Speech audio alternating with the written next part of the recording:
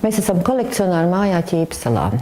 Uz vienas grunts bija 19. gadsimta koka klasicisma guļbūve, un blakus gruntī bija 20. gadsimta 30. gadu funkcionālisma mūra ēka. Tāda kombinācija.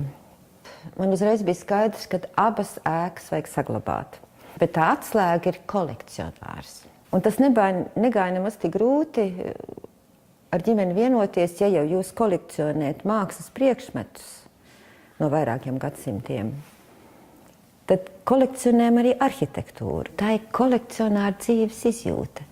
Saredzēt, ka tā vecā koka būda, kas izskatījās tik nožēlojama, un tā mūra māja nopūst ar grafiti, saredzēt caur viņiem to burvību. Rezultāts ir ārkārtīgi piepildīta un bagāta latviešu mākslas un arhitektūras krātuve. Un šī māja varbūt arī ir, ar visu to mākslas darbu kolekciju, tas ir kā tā latviešu kultūra šķērsgriezumā pēdējo 2 gadsimtu amplitūdā. Tas ir arhitektam ļoti liels izaicinājums savienot 3 gadsimtus. Bet tā kā es visu mūžu ņemos ar vecām mājām, un tā ir man dzīves sajūta, un man šis projekts bija liela bauda.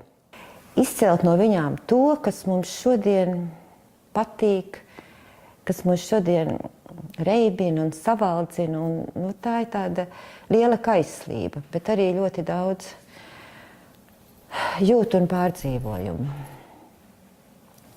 Un Ķīpsela ir mana vieta, un es pieņemu, ka kāds cits arhitekts būtu darījis pilnīgi citādāk. Mana dzīves sajūta ir baltā arhitektūra un baltas telpas. Ģimene pavisam skaidri pateica, ka viņi negrib baltas sienas. Labi.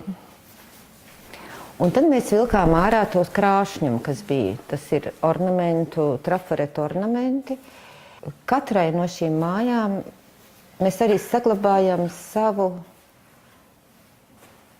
interjeru kodu. Sākotnējais uzstādījums bija, kad funkcionālismu mēs pavalkam uz art deco un koka māja ir klasicisms.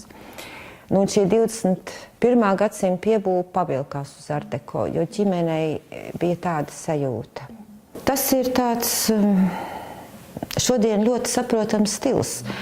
Vienlaik bija jūgana stils, ko tagad tās vījīgās viņetes nav tik viegli iedzīvināt, un art deco ar savu grafiskumu, kur viņš pārklājās ar modernismu un atkal attiet un noiet nost un savienojās tāpatās kā mēbelēs.